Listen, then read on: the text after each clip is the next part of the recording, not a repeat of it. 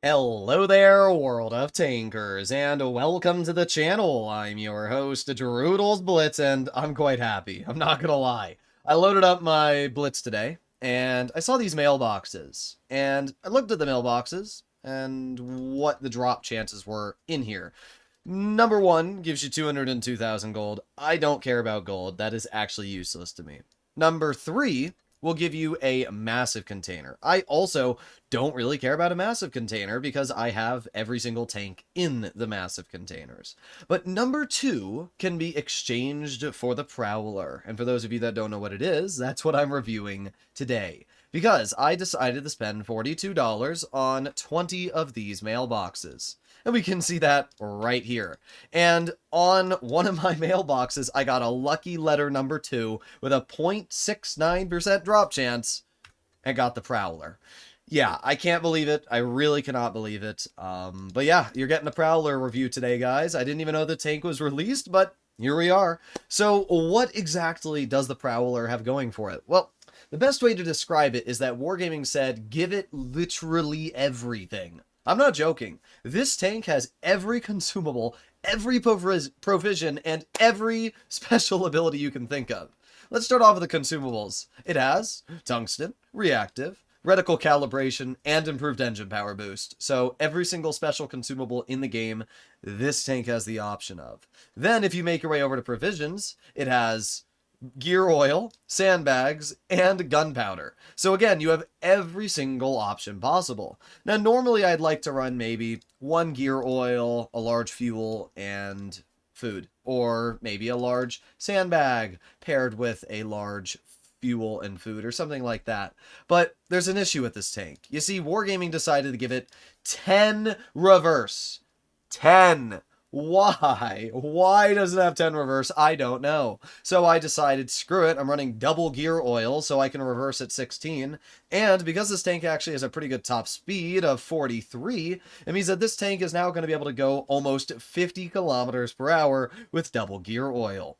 By the way, we're not done yet. This vehicle also features tracker generator, which is the same mechanic that the Dracula has. It has the emergency track mechanic, which doesn't even make sense because it has tracker generator. And then it also has combat stabilization. Like, what the heck are we doing here, Wargaming? Did you find the white powder? I think you did.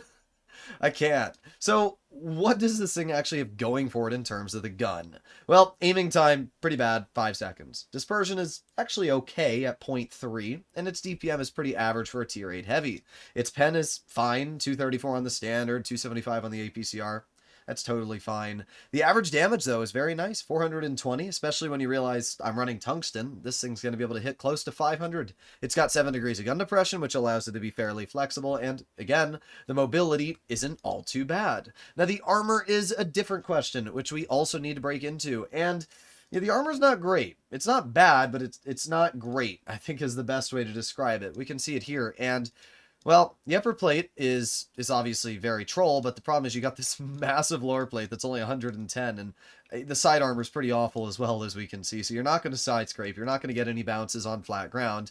So basically, you got to get hull down. And even when you're hull down, the turret cheek is a 200 thick. So in other words, every single tier 10 is, or not tier 10, tier 8 is just going to go right through the turret cheek. Now, the edges of the turret are strong, 300 and 270, but who gives a flying crap when you can just shoot directly next to the gun and it's only 180 base? Like, that's pretty dang useless. I don't know what to say there.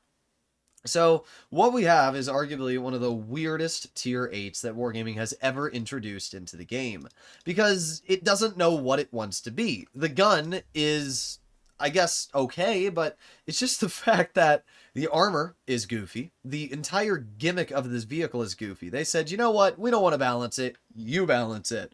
Pick your consumables, pick your provisions, and pick your loadout. Now, the only problem with balancing a tank like this is Reforged is removing half of the provisions because Reforged is getting provisions taken out of the game. So because of that, Wargaming releases a tank like this, makes you spend money on it, and then whenever they end up releasing Reforged, it's going to suck half the capabilities of this vehicle away, which is just pretty stupid. But here we are. Our first game is up against tier 9s. That's actually really disappointing because this is actually my first game in the tank. But it's only a couple tier 9s, an IS-8, and a Contra Car 1 Mark II.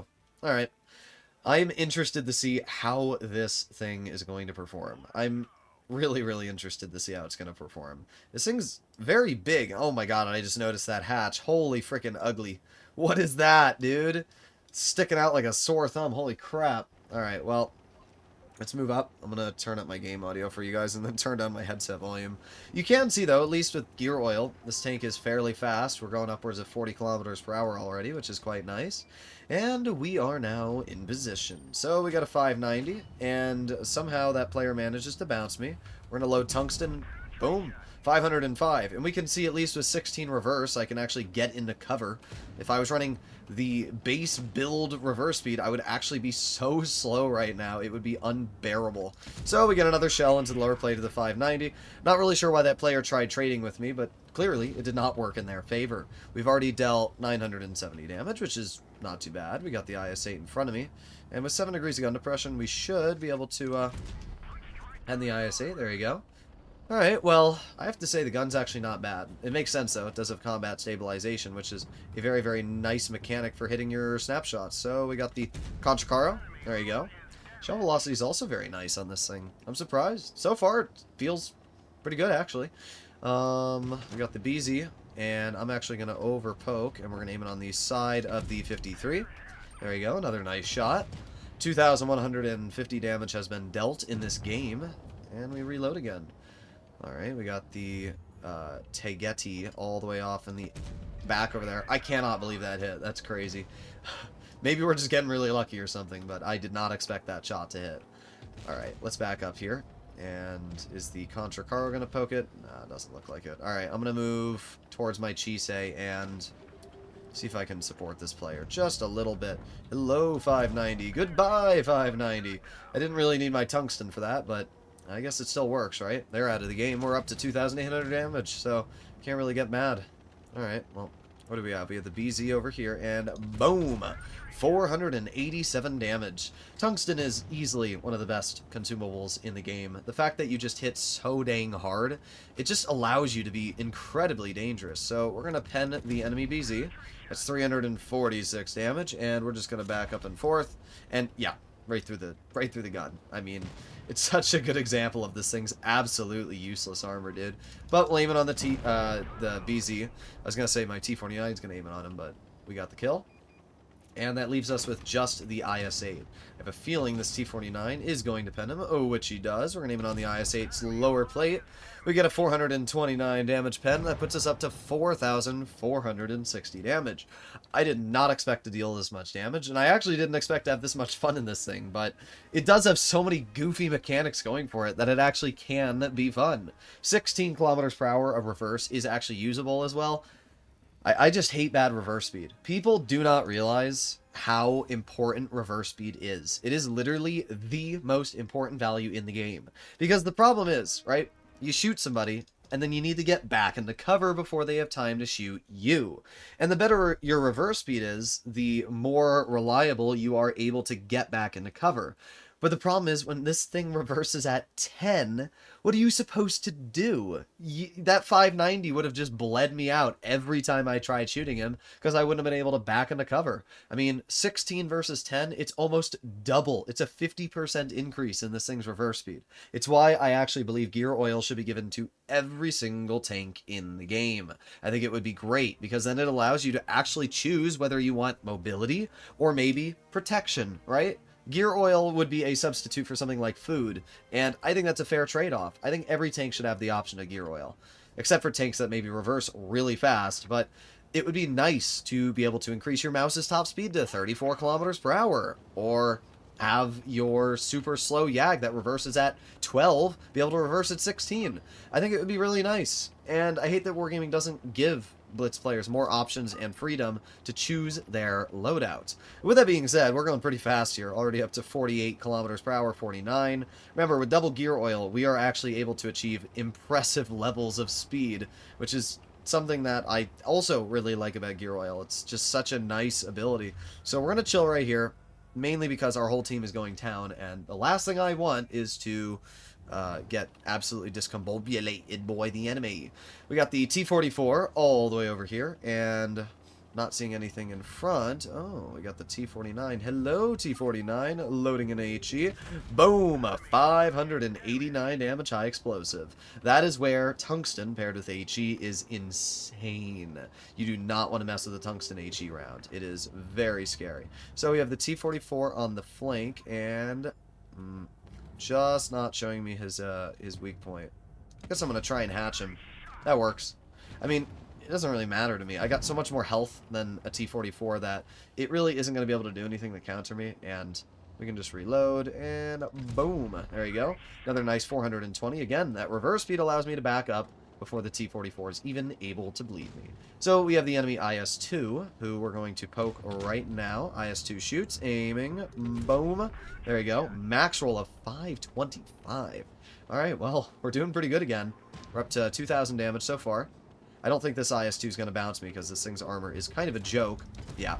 But at least we get the pen. And my Progetto actually does a decent job supporting me there, taking the enemy T-44 out of the game. I do appreciate it, Prog. Very, very helpful. Alright, we're going to try and face hug this guy, because I really feel like that's the only situation, and I still don't get a bounce. Wow. Yeah, this tank's armor is actually a joke, and it's a bit of a problem, because sure, the gun might be pretty fun to use, but doesn't really take away the fact that I'm getting penned by tier 7 heavies through the turret like it doesn't even exist. Well, we've done 2,500 damage. I kind of wasted my tungsten there. I thought I was going to be able to get a nice shot into the Ag, but, well, autoloaders, as usual, be sucking the damage away. So that leaves us with 3 vehicles left, a VK-100, another VK-100, and an Vipera. Again, look at the mobility on this thing, dude. With double gear oil, especially on flat grounds like this here, I am going so fast, it's actually insane. So we're going to aim it on the back of the VK. There you go, nice shot. VK is probably going to start looking at me, so we're going to move over here, and I'm going to put on my adrenaline, which means I can aim it on the back of this VK again. Boom. There you go. Nice 394. That puts us up to 3,400 damage, which, again, is quite good. I have a feeling that Vipera is, yeah, about to kill our teammate, and that just leaves us with the Vipera now. We've dealt 3,400, and if we actually get a little bit more damage out here, we might be able to get another ace. 2 aces in a row, please, and thank you. Boom. There you go. Nice 417 damage shell into the Vipera. 3,800 damage dealt. And I don't know why this thing's doing so well, because on paper it really doesn't look like a very good tank. But, hey, I don't know. It's doing pretty good so far. Let's see if I can take the Vipera out of the game. Load an HE and clear him. I don't know if he had a shell, but I guess it doesn't matter because we got the win. 3 kills, 3,800 damage. It's definitely another ace. Come on. Give me that ace, Wargaming. Today's my lucky day. And okay, well, I guess I'm not acing the Prowler in the second game. To be fair, we did go up against tier 9s in the previous game, and this one was only tier 8s. Obviously, when you're up against tier 8s, you're going to be getting less XP. For those of you that don't know, when you shoot higher tiered opponents, you actually get more XP. It's a fun little fact. It's why it's actually a lot easier to 3-mark tier 9s, tier 8s, and tier 7s at some point when they probably add it, because you can shoot higher tiered vehicles and increase the amount of XP you're getting. When you're in a tier 10, you're only going to be getting less XP. You actually get less XP shooting tier 9s in a tier 10 than you do shooting tier 10s. So, fun facts that you probably didn't know for 500, Alex. Alright, Dynasty's Pearl, another tier 8 game. And we got some dangerous tanks. Titan Strife, Emil, Death Star. Those are all very, very dangerous. Alright, I'm going to also take off cooldown boosters. I didn't want those on to begin with. Alright, we're going to go this way. I don't know why my nose is very runny today. Alright, speed is key. Here we go. Okay, well, we do have a lot of speed again. I mean, we're already up to 43, 45, 47, 48, 49. That's just so fast. Like, when you are on flat ground, this thing is able to get up to speed really quickly. And it's kind of scary. I mean, you're in a heavy tank and you have speeds that mediums don't even achieve sometimes. Alright, well, nothing spotted so far, so I'm just going to push up really aggressive here and quickly try and flank the enemy. I mean, imagine getting flanked by a heavy. It's kind of what it feels like right now. 50 kilometers per hour there. Oh, there you go. Bonk. Oh. Well, I tried. That guy said L. He's going to regret that. I'll tell you now. He's going to regret it. I don't even know why he's saying L. It's his fault he didn't move out of battle in the beginning. It's not my fault. Let's see. We have the Titan Strife, which I'd like to be able to shoot, but kind of hard to do that right now. We have the Emil, which I'm going to aim it on the Death Star, actually. Okay, I didn't realize they only had 11 health, but you know what? They're out of the game, so I guess it's still a win. Alright. We got the Emil over here, and... okay. Well, at least we penned the Emil in return, but... yeah, this thing's armor, it's pretty useless. I'm gonna be real. Like, I genuinely think that this tank has some of the worst armor in Tier 8. For a heavy, I should clarify. It's fine, because the gun hits hard, and the mobility is really nice, so... it's more of a heavyum than anything, but... yeah, no, this gun is not anything impressive in that regard. Let's aim it on the Strife. Okay, that was a very tragic shot. Alright, let's reload. We got a couple seconds left. 3, 2... you know what? I don't want to be stuck in a position where I'm going to be farmed out by an Emil. So, we're going to get one shot into the Emil, and we're going to back up. There you go, nice. Okay, we've done 1,200 damage, which isn't a lot, but we're alive. And I'm not really scared of the Emil at all. We're just going to poke him. There you go. Nice 432. We back up again. T-44. It looks like they might drive right into the ISU, so you have fun with that. And, let me hit the T-44 with an L really quickly.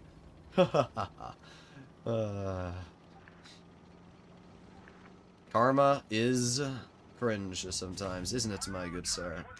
Bonk. There you go. 478. We actually still did okay this game. Upwards of 2,000 damage, and yeah, not bad.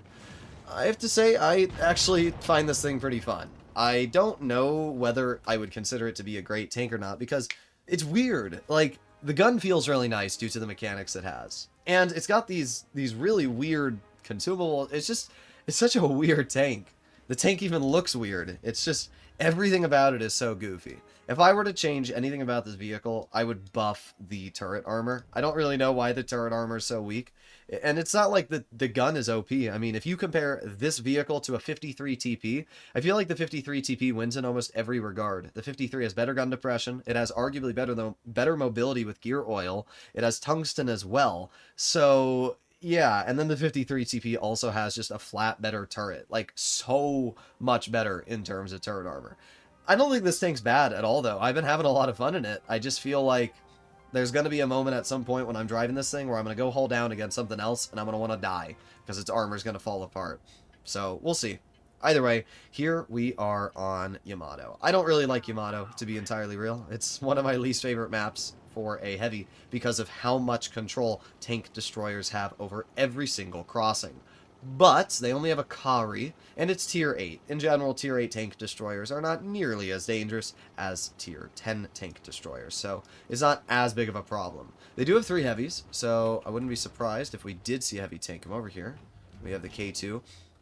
Unfortunately, there you go. I was about to say that. Thing's in the way, so I can't really see. Alright, well, the K2 gets shot. There you go. We have an enemy tiger. Aiming. Boom. Oh, bruh. That's lame. That tiger got so lucky, bruh. Alright, well, we reload. A little bit longer. 3, 2, 1. Let's see. The K2 shoots. And is the tiger going to poke? Indeed, the tiger does poke. I have to load gold to pen the tiger frontline at that angle. That's actually pretty impressive armor from that. Alright, well, not a bad shot. The Tiger 2 is actually bleeding out the K2, which is impressive. Kind of stuck there. Alright, we're going to cross this over here. Aiming. And... boom. There you go. Nice 456. And what's funny is the K2 didn't even spot me. So he probably thinks it's the Tiger that shot him, when he doesn't actually know what shot him. Alright, reloading. Got my finger on this. Oh, there he is. Well. Oh, he was so close. So close. There's the Rebelde. And let's see, the K2 shoots. 3, 2, 1. Let's put on my tungsten. Boom! 487 into the lower plate of that player. That's got to hurt quite a bit. Quite a bit. Alright, well, let's aim it on the Rebelde again. And I can't actually pen them at all because that thing has ridiculous armor. Aiming. No, you're not getting away with that. I'll just sit here and... Oh, you are going to try and get away with it. Yeah, how did that play work out for you? Do you see how quick this thing's tracks repair? It is wild. Yeah, I'm not really sure why that K2 thought they were going to get rewarded for that play, to be entirely real. We're going to aim it on this guy, and boom, there you go. I will use my repair kit, even though my tracks repair so fast. I don't want to be put into a position where I am very, very reliant on my tracks, right? Alright, let's see. We got the tiger. I'm going to poke myself, aiming. Boom! 525. That's got to hurt. Oh, we're doing pretty good. I mean, the K2's a one-shot, so I don't really need to worry about that. And the K2 actually just shot, which means I can move up myself and take this player out of the game. So that's what we're going to do right now. I'm going to aim it on the K2's rear. Here we go, and boom. Always got to make sure you aim it on a K2. That thing has way too much armor to just risk it for the biscuit. It's actually ridiculous. Alright, we got to reload. 3, 2, 1, and let's see. Is the defender over there? Indeed, the defender is. I like how they're too scared of me to actually poke. That's pretty funny when you think about it. Let's aim it on the type.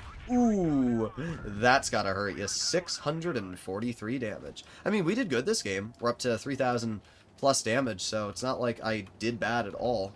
It's just another one of these examples where the team absolutely sucks, and unfortunately for me, there's not much I can do about it. So we're going to reverse, and 3... Oh, that's not good. No! No! Dang, dude. Dang. Yeah, that was a pretty bad team. They even had an AFK Kari. I think that Kari actually went AFK, and we still had a loss. Medium flank fell apart, and the heavies kind of fell apart as well. We did 4,000 damage, so I can't really get mad. The Prowler did a fine job, but oh my god, dude. 3 zeros. TS5. I didn't even know we had a TS5. Oof. Yeah. Either way, I think the Prowler is actually surprisingly fun. I really do. I don't know why it's so fun, because on paper it doesn't really look that good, but it's kind of a bop. The gun is good. The accuracy doesn't feel bad, and yeah, this thing's kind of fun. I'm glad I got it. Let me know in the comments what you guys think about the Prowler, and if you want to see more content like this in the future, I'll see you in the next one. Bye-bye.